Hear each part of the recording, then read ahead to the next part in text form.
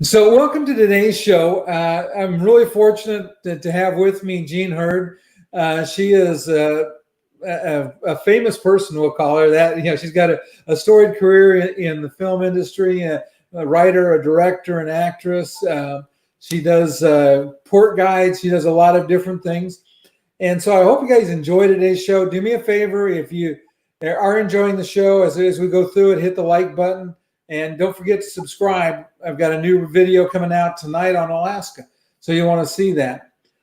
Jean, why don't you go ahead and give us a little bit of your background and about how you got started on cruise ships.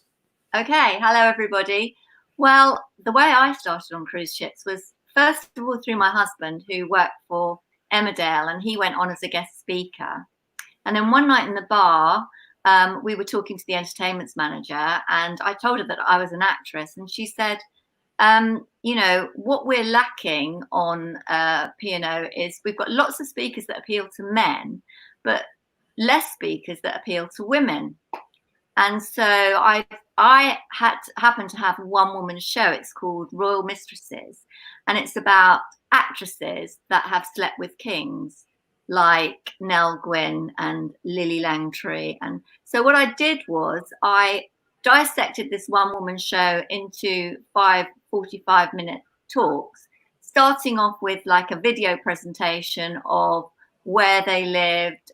We went around London and filmed a lot of the places that they used to haunt. And then I do it in costume, and I become the character.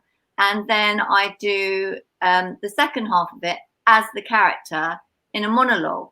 And so on that way, with both of us doing talks on the cruises, we get to cruise an awful lot, and we absolutely love it.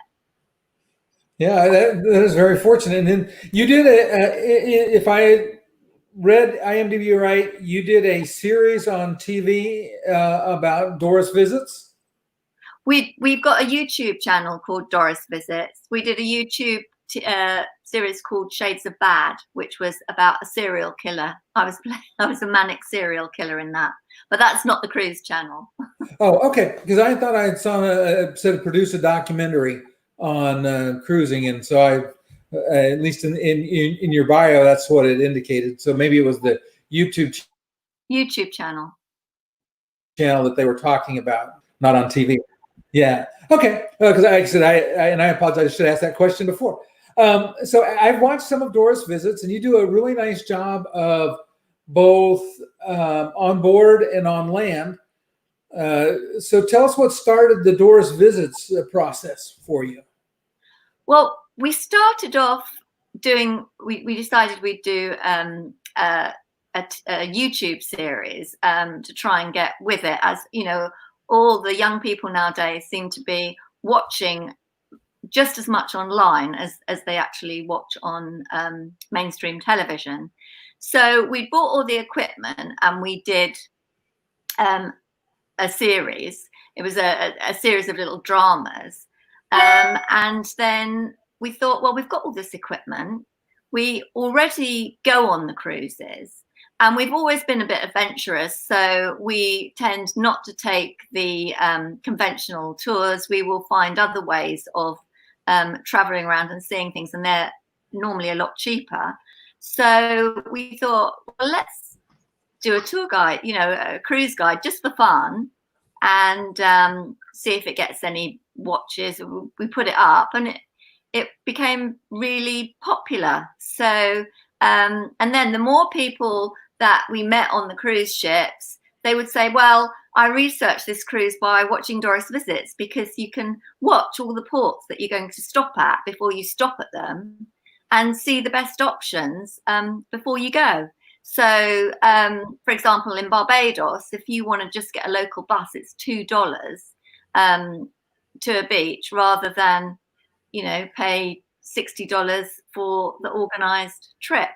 Not saying, I mean, some of the organized trips are fantastic. We do those as well, but it depends what your budget is. And if you haven't got a very big budget, there is normally another way to do it. Yeah, and that's interesting, because I do the same thing. We hardly ever, in fact, the only excursion that we've booked in the last 20 years through a cruise ship was one my granddaughter picked out, and I couldn't find that particular excursion anywhere else. Yeah. And so, when your granddaughter wants to do something, you do what your granddaughter wants to do. They get to rule the roost, especially when you only have one of them. But I am that way too. And for me, I guess part of what I do is I love the research. I love the thinking about the port and what it is and what it's going to be like and where I can go. And so I do a lot of research. I watch the videos. And I've been doing on this channel. I do the interviews. And it's like coming up on Friday, I have the director of tourism from Bonaire is going to be on, and I'm doing a live interview with him. I do a lot of live interviews of people in the Alaska ports, both tour providers and coming up, I've got a couple of the visitor bureau's spokespeople that are going to be on to try to provide information for people. So you have a distinct advantage in that you live in London, and so for people from the United States who are coming over, we're going to pick up a cruise typically out of Southampton. I don't know if there may be other ports, but normally it seems like everybody goes to Southampton. So if the budget and time allowed, if we wanted to spend like a full day in London before, how would you lay out a day like that? If let's say we're flying in probably to Heathrow. So walk us through from Heathrow to where to stay in London, what to do in London, and then down to Southampton. Southampton. Well, from Heathrow, it's so easy to get into London. You just get the express train, takes you in half an hour. Book somewhere maybe just a little bit outside. London is expensive. It's expensive to stay in London. So you'd have to, find a hotel that's reasonable. Yeah. But everything in London is walkable, and there are some fantastic walks down by the Thames. There's the South Bank you shouldn't miss. There's the city with all the beautiful buildings. There's Westminster Abbey. There's St. Paul's Cathedral. There's all the museums. There's Covent Garden, which is amazing. The Millennium Wheel, the National Theatre. There's Shakespeare's Globe Theatre. I mean, it's just to wander around London, even if you're nothing specific to look at, is beautiful. And walking across the bridge is stunning. I mean, there is nothing like London on a sunny day. I actually worked at the National Theatre for a while, and in a show called Inspector Calls. And just every day I used to come out and walk around by the Thames. It's just so beautiful there. It compares to any major capital city in the world.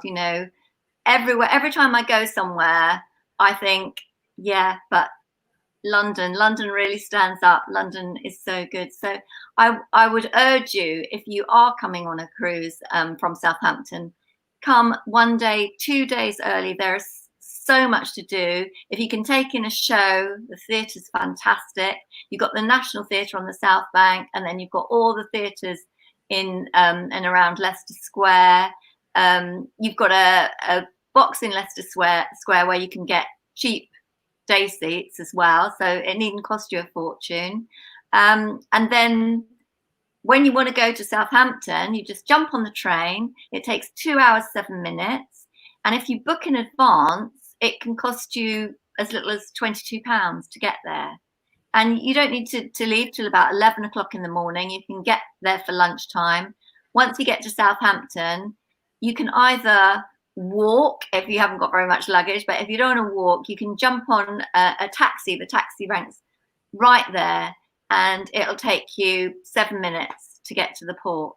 So it's all very accessible, very easy, and definitely London is so worth a visit. Okay, so now again, as I mentioned earlier, we were talking, that I focus a lot on people that travel with challenges. So how is London and the in particular, well, including the train system, how is it for people with mobility challenges? Well, the tube is there. Most of the major stations have lifts, and we know this because we always travel to Southampton with our bags, and I have 2 bags. I have my costume bag and my clothes with me. So we can't carry our bags up and down stairs or escalators. So most of the major stations, there is normally a way that you can, if you work out your route, that you can get all the tube stops with lifts. So that helps, and it is pretty wheelchair friendly. I mean, I must admit I haven't done a lot of research on that, but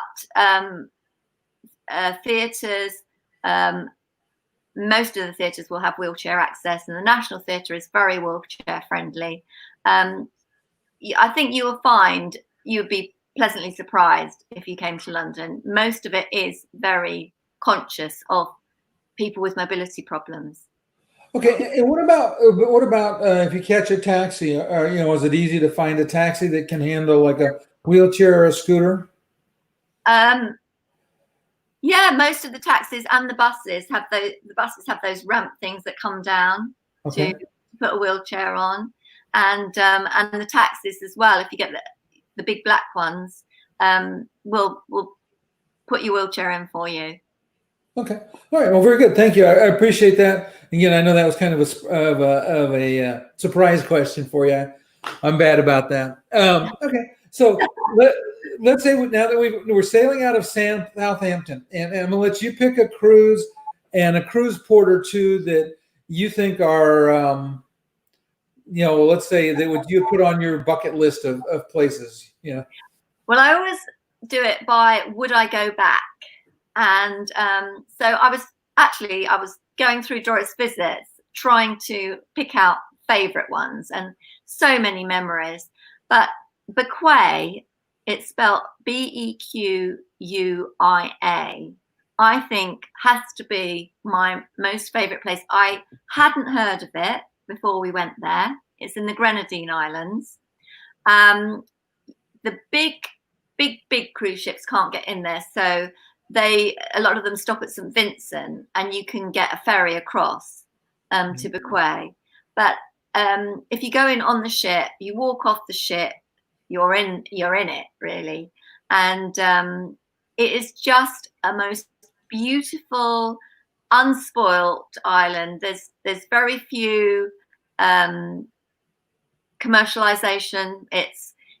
You can just wander around. There is stunning view on stunning view. Jack's Bar on the beach is just amazing. Fresh lobster from the sea. And I loved it because I didn't even know it was there. And 2, because it was just so uncommercialized. You don't get people running at you, offering you this, offering you that. There's a little market with handmade goods. The people are very friendly. The water is crystal clear, and it's beautiful. So that was my favorite. My other favorite is Key West, because it's such a relaxing port to stop at. Again, off the ship, you're there, you're in it, and you can get the conch train, you can get a tour, you can jet ski around it. You can just go to the bars. There's live music in most of the bars. There's those fantastic coconut prawns, which are just coconut shrimp. It is just delicious, and it's so beautiful. And there's Ernest Hemingway's house. Or it's like Disney without the rides, I think. And it's so clean, and all the houses are just beautifully painted. And again, the people are so friendly there. So that's another one I'd go and stay. And the other ones that I loved were New York, Sydney, Barcelona, but all for different reasons. If you're on a culture trip, Barcelona with all the Gaudi is amazing, and so easy on the train, just to hop on, hop off, go around it. I mean, there's so many, but if I had to pick one, I'd pick Bequia, and that is because I had never heard of it, and was just blown away by it when we got there. Okay, I'll have to change it. I was holding up my shirt because my shirt says Florida Keys, I got this in Key West. Well, there you go. Are you a fan? Yeah, it's kind of interesting. We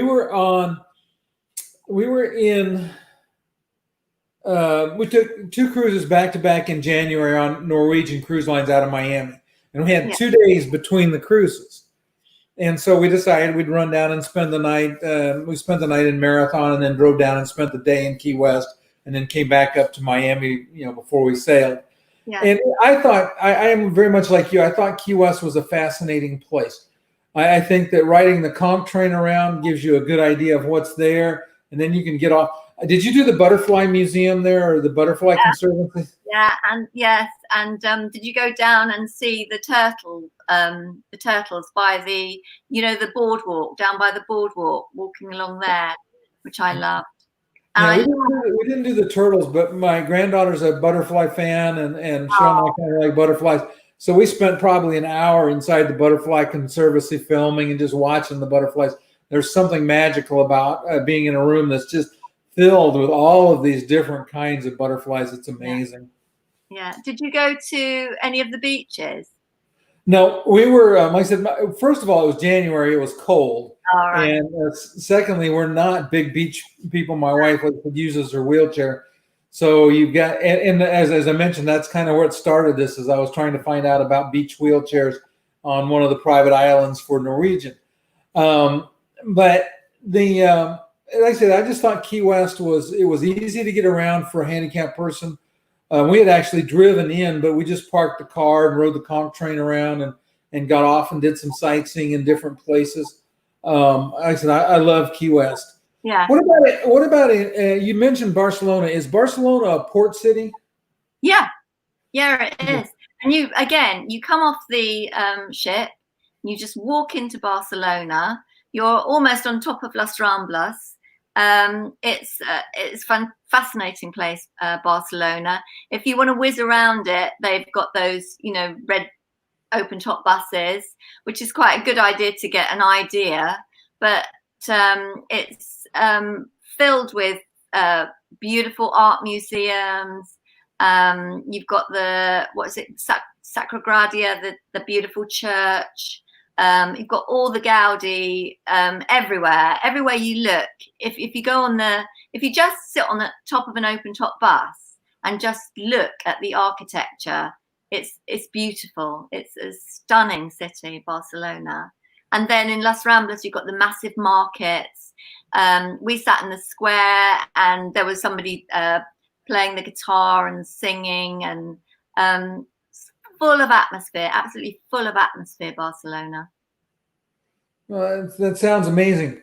You've been a great guest. I'd like to, we'll talk afterwards, but I'd love to have you back on and we could talk about some more of Europe. There's so much of that area that there's not much coverage on ports. As far as at least for me, trying to find information has not been so easy. Yeah, so I'm sure you have lots more good stories to tell us. So thank you very much. I'm going to close out the broadcast here, and then if you just hang around for a minute. Okay.